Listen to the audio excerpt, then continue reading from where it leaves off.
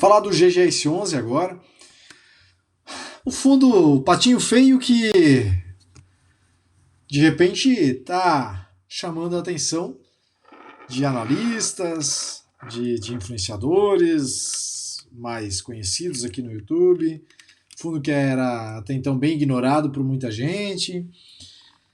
E aí a gestão vem fazendo um serviço bem interessante aqui dentro. A gestão segue bem ativa. O GGS11, se eu não estou enganado, a gestão aqui foi a primeira a largar com essa ideia de comprar imóveis trocando cotas, então fazendo emissão e dando cotas. É que aqui eu nunca comentei isso, mas lá no meu grupo fechado, quando eles começaram a fazer isso lá atrás, muita gente criticou e eu expliquei lá para o meu grupo fechado lá no WhatsApp, né? Para quem não sabe, eu tenho um grupo fechado onde eu faço atendimentos daí mais personalizados para esse grupo. E eu expliquei a eles que era uma operação que eu via com bons olhos e era uma questão de tempo para mais fundos fazerem isso. E não deu outra, né? Estamos vendo os grandes fundos fazerem isso também. Então vamos dar uma olhada nesse relatório aqui do GGS11, que já tem 34 imóveis, 633 mil metros quadrados. Não vai demorar muito para chegar a 1 milhão aqui de metros quadrados, eles vão aumentar bastante os imóveis aqui. Patrimônio aqui de quase 2 bi. A gestão vem crescendo bastante, acelerando bastante aí o crescimento do fundo. O volume médio negociado, a liquidez aumentou bastante, principalmente depois que virou base 10.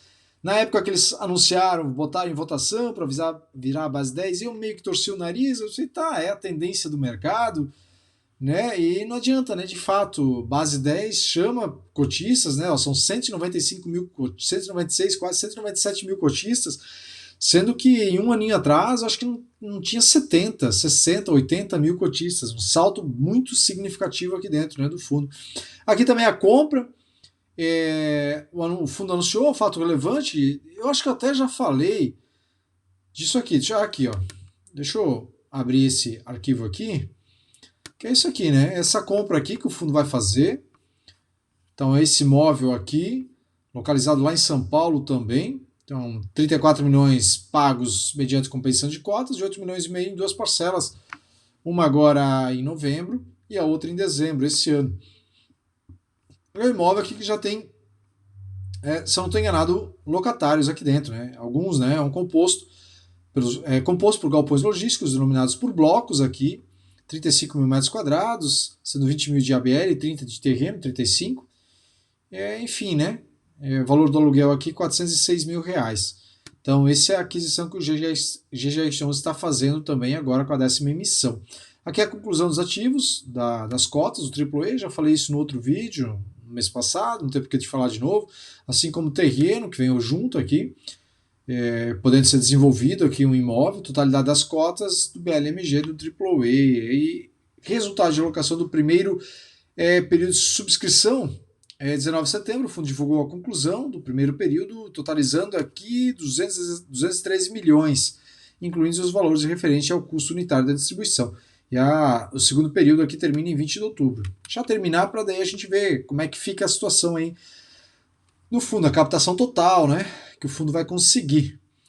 Aqui as visitas, essas visitas, olha, desconheço que outros fundos fazem todo ano, ali repetindo, e desconheço outros fundos que trazem esses relatórios um a um, para quem tem esse interesse, o pessoal do GGS11 faz.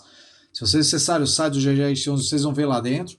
Ano a ano, tem atualização mostrando os imóveis internamente, externamente, né? O que tem que melhorar ou não.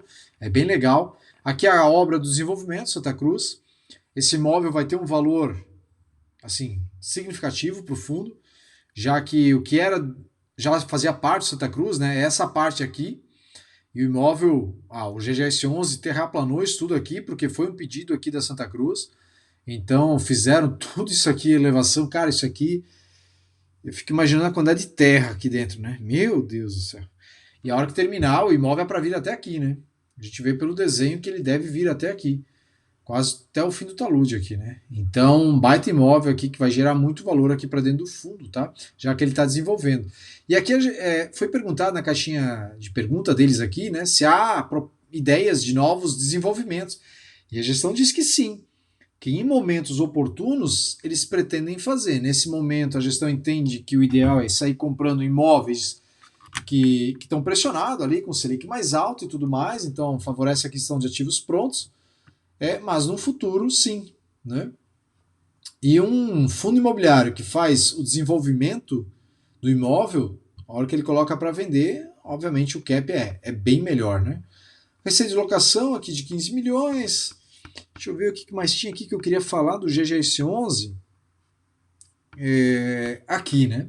Isso aqui também deve, com essa 10ª emissão, vai mudar, né? Eles têm outras aplicações de 87 milhões, então a gente vê que inicialmente a situação do GGS11 para alavancagem ela está tranquila e deve ficar ainda melhor com essa 10ª emissão de cotas. Vamos deixar terminar para ver o que vem tudo em dinheiro aí. Disponibilidade de 51 milhões, isso aqui eles não. Mais aluguéis, né? Então, na verdade, não é 51 milhões, deve bater na casa dos 35, 33 milhões, mais ou menos por aí, mais os 87 aqui. E aqui tem as obrigações, CRIs 278 e obrigações por pagamento de compra 48 milhões. A gente vê aqui que o saldo devedor e o fluxo de amortização, então, para esse ano tranquilo, para ano que vem aparentemente tranquilo. Eles, obviamente, estão desenvolvendo aquele imóvel que precisa ser dinheiro do caixa para concluir, mas ainda assim é tranquilo, pelo menos para os próximos, diria, 2 anos aí, né? Fim de 26, mas, como eu disse, né, tem a 10ª emissão que deve melhorar a situação do caixa do fundo. Só lembrando que isso aqui, fluxo de amortização, é só do CRIs, tá? Isso aqui que vem é só do CRIs. Então, o fundo ele tem mais 48 milhões de obrigações a pagar, né?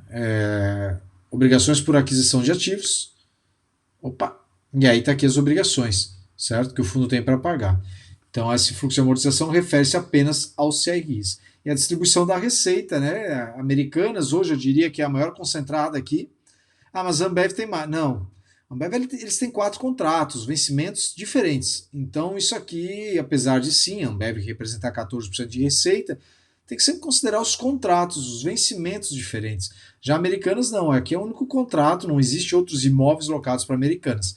Então, Americanas aí é hoje com a maior concentração. E pensar que há pouco tempo atrás, aliás, eu lembro muito bem disso, lá em 2022, se eu não estou enganado, foi quando esse imóvel foi adquirido, tinha influenciador lá no Instagram, que tinha o GGS11 em carteira, e se desfez, falando que a situação piorou, aí estourou aquela questão da Americanas, né? Estourou aquilo,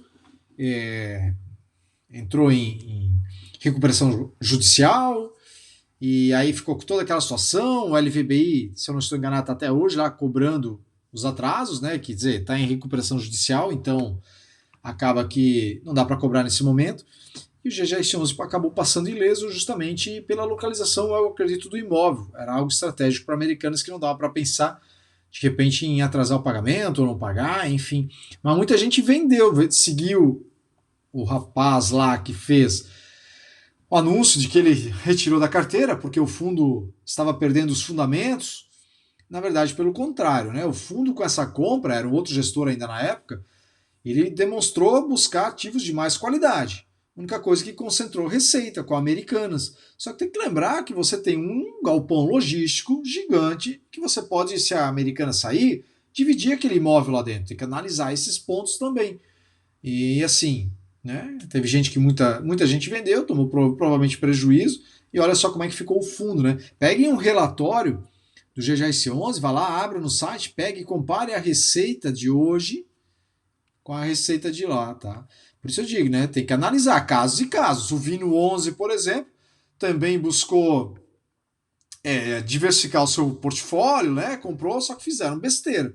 Então também não é assim, é por longo prazo, então o fundo está adquirindo imóveis, então tá tudo bem, tá tudo certo. Lógico que não, né? É preciso acompanhar e entender o que se passa aí com o fundo, né?